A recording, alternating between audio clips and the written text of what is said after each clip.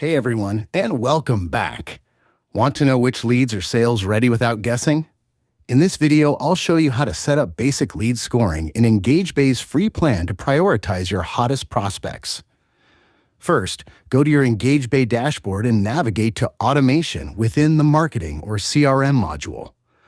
Look for lead scoring. Lead scoring works by assigning points for positive activities and subtracting points for negative ones.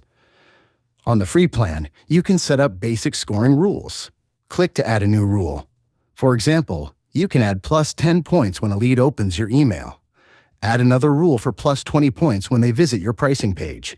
You can also set negative scores.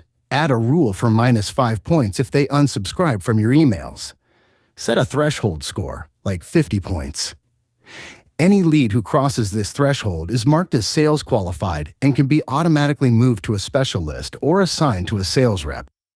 You can view each contact's lead score directly in their profile in the CRM, and that's it.